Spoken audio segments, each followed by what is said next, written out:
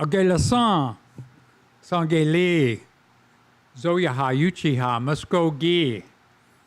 Good afternoon, or good morning, everyone. My name is Dan Wildcat. I am a Yuchi member of the Muskogee Nation, the Creek Nation of Oklahoma, and I am so delighted to welcome you to our celebration of indigenuity here at MONAH, at the Museum of Native American History. You know, how you start things often has to do with how things end. And so I'm no one special, but when you're asked to help, and particularly to offer some good words, a prayer, to start an event like this, one, you're just incredibly humbled, as I am, and honored to do so. And so I just want to make this clear. I'm looking around to see if there might be some elders I could call on in my place, but I am just honored to help get our program started today. So again, over 500 nations in the contiguous 48 states and Alaska, if you count our Alaska Native brothers and sisters. Everyone has their own ways for doing this. So, you know, some people will use sage, some will use tobacco, some will use sweetgrass.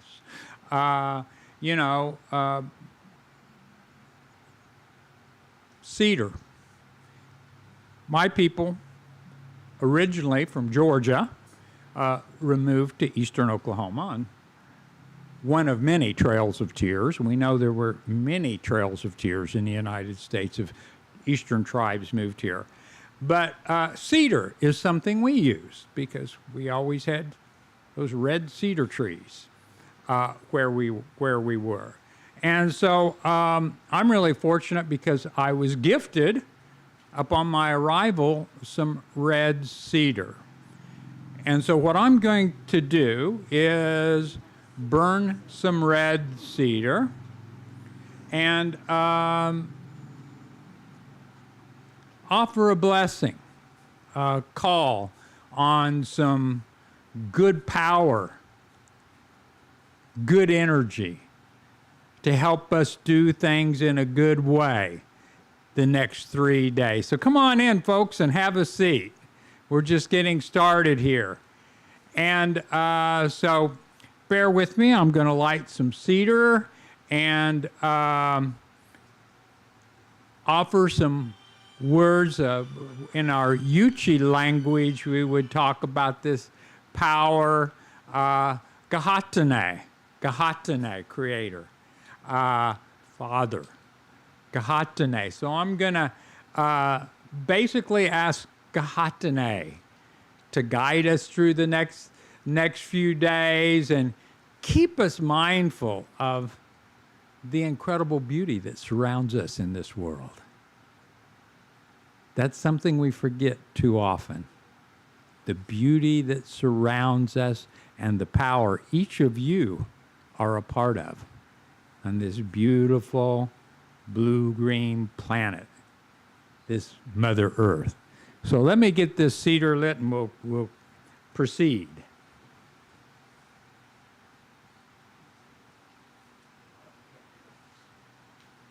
see where that's at. The liar. Let me back up center stage. The cameras are probably trying to follow me. So again, I was real lucky that I was gifted some cedar here to use for this upon my arrival. How appropriate. Things always, Vine, Deloria, my dear friend and mentor and someone that many in this audience knew well, particularly Bobby Bridger. And he always said, Daniel, there aren't any accidents. Things happen for a reason. And he always used to tell me that. I said, I could never imagine I'd be doing what I'm doing, Vine. And he said, well, what you're doing is a fulfillment of prayers that were made generations before you ever got here, Daniel. And yeah, I've thought about that a lot, because that's really cool when you think about that.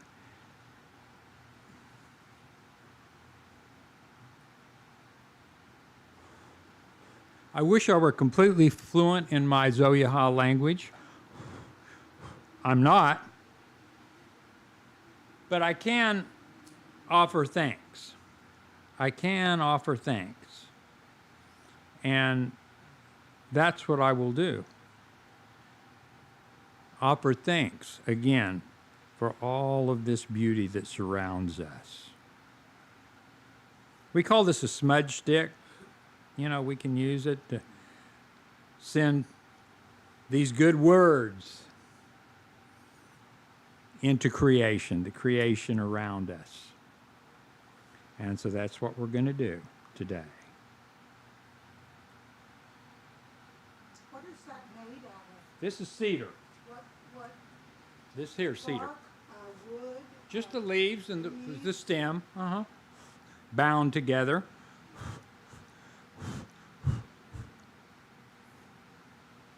Start with the east. Whakafe, Gahatane. I say, thank you, Creator. Sanle. Sanle, Gayasada. Thank you so much for all of the beauty that surrounds us and all those relatives that go as far as I can see and way beyond, all around this beautiful Mother Earth. And then I look to the south and I think of all of those relatives, the plants, the animals, the land, the air, the water, the fish in the sea, the birds of the air, all of this life that have been gifted to us, our own lives as gifts on this beautiful creation. I say, Sanle, Sanle. I look to the west and I honor all of those powers, those energies of the West. And I ask that blessings fall down upon us here, pour down upon us, work through us and in us, so that we may do good work and be kind, intelligent, compassionate human beings. And then I look to the north, clear past the circumpolar Arctic and clear on the other side of the world. And of course, this is the beauty of the circles we honor in our traditions, right? Because if we keep going, we end up in the south and back where we came. In the east, if we kept going, we would end up to the west. So to those spirits, those powers of the north, first of all, I'm mindful of my relatives there at Shizmeroth and Nome, who are right now facing great trials with the remnants of this typhoon that is flooding their homes, their lands. And so we think of them, and we think of all of our relatives, past, present, future, and we're mindful of those 7 generations into the future of our human relatives. And we return to the east with the following thoughts. The thought that we're not asking for any things. We're not asking for any material wealth, Creator, because we know in our traditions, wealth is measured in terms of the number of good relatives you have in this world. If you have good relatives, you're never wanting for resources. And we're thankful for all of those relatives, those different than human relatives, the grass, the earth, the land, the air, the water, the life that surrounds us. And so our final ask is simply this,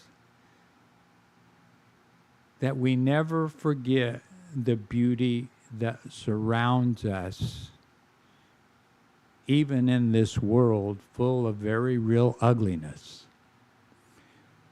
Our wise ones tell us both are real, but they tell us only one is true. And which path you choose to follow, the one in the shadow of darkness or the one in the light of beauty, is up to you. Creator, we ask that you give us the wisdom to be kind, compassionate relatives to all of the life that surrounds us, and that we never forget we live in beauty. Oh. So thank you for allowing me to get us started today. And so at this time, I'd like to call David to the stage, and we're going to get this fantastic 3-day event underway.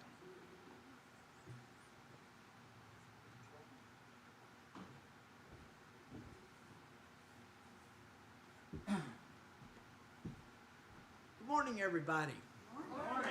Good to see everybody, and welcome. Welcome to an event that is going to be so much fun. My name is David Bogle, and I'm the chairman of the Museum of Native American History. A little bit about our museum. We're an art museum. And so the pieces that you see when you go through there are some of the most wonderful pieces of Native art. But just as important, we're a history museum. And that's what we do. We teach Native history. We teach history that starts 20,000 years ago. I often get asked why I started MONAH, why I started this museum. And in many ways, it's because of the word Indian. I'm Native, but that word Indian, I don't mind the word. I've got no problems with it, but I want everybody just to take a second, close your eyes, and I'm going to say, and I want you to picture, whenever I say the word Indian, take a picture and open your eyes. Now, what happens to almost everybody, and we can't help it, but we have that mental picture of this chief riding a spotted pony across the plains of Nebraska, and he's got a big headdress, and the headdress is flowing, and the mane of the horse is flowing, and that's what TV and movies have done to us culturally. MONAH, the Museum of Native American History, I started to try to help dispel that minor little image that we've created of what a Native is. We have somewhere around 550 registered tribes.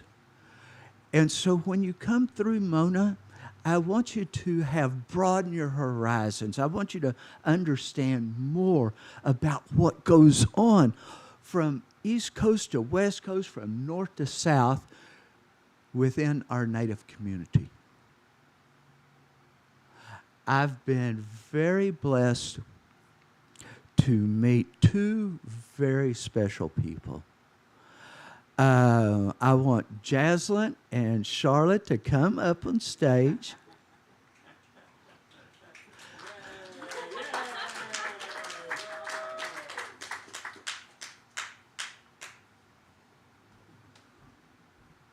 Come in here. Sweaty.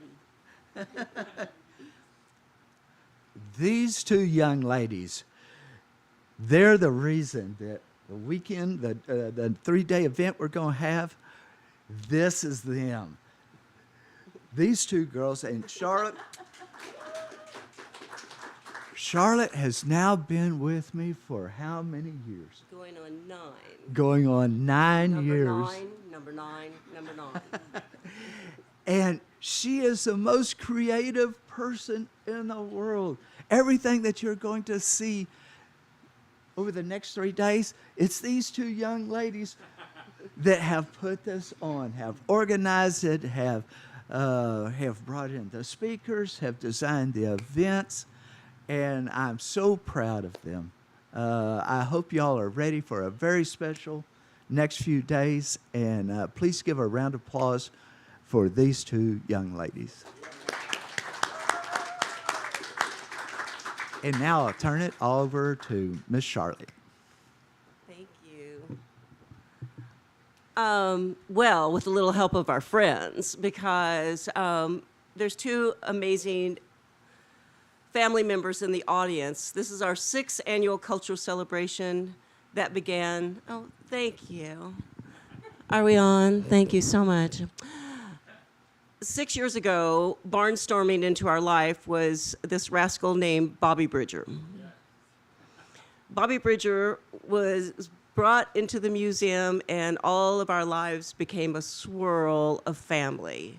He introduced us to the most extraordinary people, from Wes Studi to Mr. Daniel Wildcat, to Gail Ross, to Joe Marshall. It goes on and on and on. In 6 years, this circle just keeps expanding. And it is our honor every day to open those doors and to welcome all of you into being our museum family. So, thank you, Mr. Bobby Bridger. He'll be here today. Come here, just for a second. He drove all the way from Houston. He's a monster. And also, Bobby will have, he'll have a little vignette today at 3 o'clock, but he's doing Indigenous audiobooks. Talk about the new art of making oral history, I guess you would call it. That's the primary reason I got into audiobooks, was I saw them as oral history, and they made a lot of sense for Indians to do audiobooks, and I didn't see many Indians doing audiobooks. And I wanted to see more Indians writing books, and so that's kind of what we hooked up with. I said, I know some people who can perhaps help get some young Indian writers in over here, and we were so close to Oklahoma, and all the headquarters of most of the tribes are located over in Miami, Oklahoma, in eastern Oklahoma. So I figured if we're so close, we could get some kids over here and maybe stimulate some new writers on the scene that would be writing about contemporary America now as an Indian.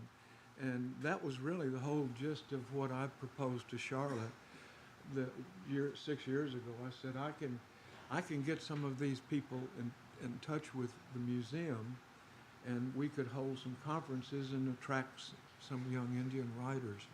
And then that has gone into audiobooks, and so that's what I'm doing primarily with my life now, is recording audiobooks with Indian people.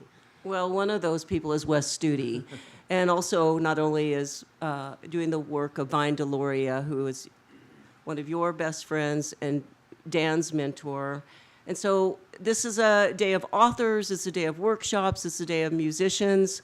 And I know we have a talking circle in just a second, so you'll see Bobby here in a little bit, but authors will be here to sign their books. I need to bring Mr. Daniel Wildcat up really quick because I know we don't have very much time because we want to start this program. The word indigenuity has been coined by Daniel Wildcat, and it is my honor to see this man on the phone with us every 2 weeks, bringing the most extraordinary presenters to MONAH. These are some of the most joyful people you are ever going to meet on such a serious topic as climate change. And like Dan said, right now, as we're sitting in this beautiful state of Arkansas with clear skies, in Alaska, they are in peril right now. In Puerto Rico, they are in peril right now. And all of us can look at our community, and I hope you'll stick around for Dr. Mayhay's talking circle on what we can do together. We don't have to wait for a big body of government to do this. Find your pod. And the blessing was so moving, Dan. I can't thank you enough for being such a good friend of the museum. And all these years with COVID, I finally get to hug him. I mean, it's been 3 years I've never gotten to see this man in person. And speaking of COVID, we do have the Arkansas Health Department here with booster shots today. So we invite you all to come to this amazing 3 days. There's tomorrow night, there's short film festivals with the Cherokee Nation. On Wednesday, to close it out, we have the amazing Grammy award-winning guitarist Larry Mitchell, joined by Michael Begay, who's Dene, and a composer that works with Carnegie Hall and Yo-Yo Ma. Right now, he's not here because he's at Arkansas Arts Academy working with the music students to create a creation. And all of this is free, and I just cannot thank my lovely boss. And I just also want to say, surprise, it's your birthday party. Today's his birthday. All right.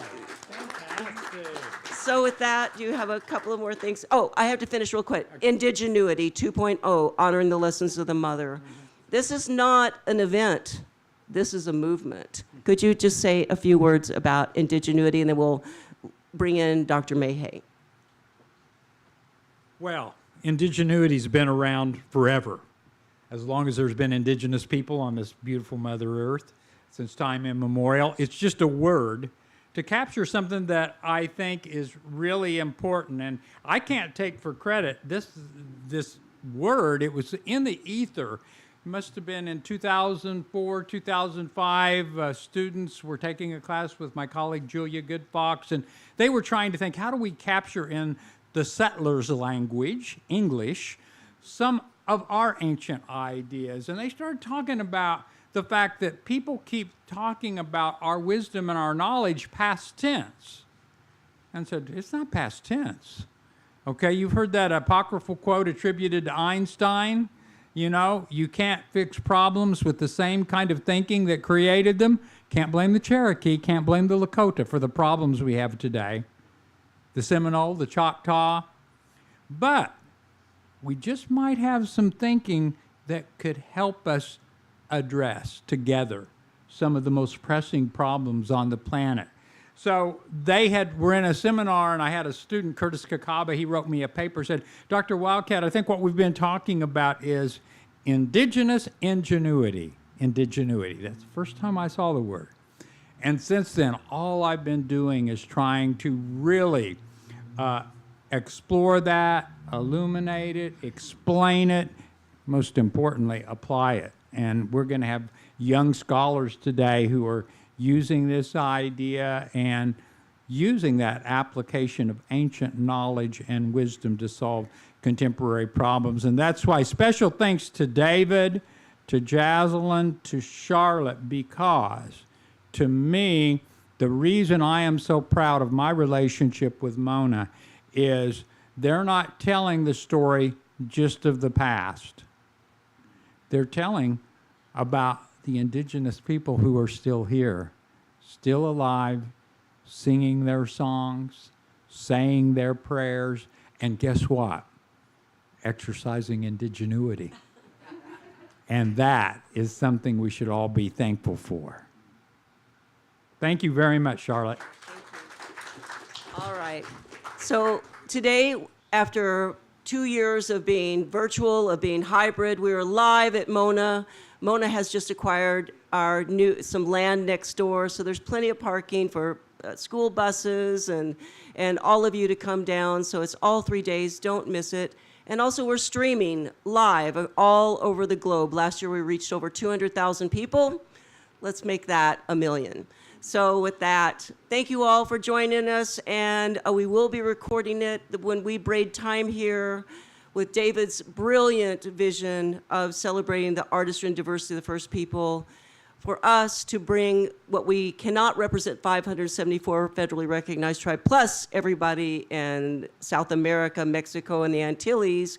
We can bring these amazing people to share their culture, to share their art, to share their nerdiness, like with Coyote and Crow, who created a indigenous, all-designed tabletop role-playing game, to Johnny J from A Tribe Called Geek, surviving the zombie apocalypse res style. So it's joyful, and we hope you'll all join us. Thank you all for joining us for the 6th annual cultural celebration. Woo!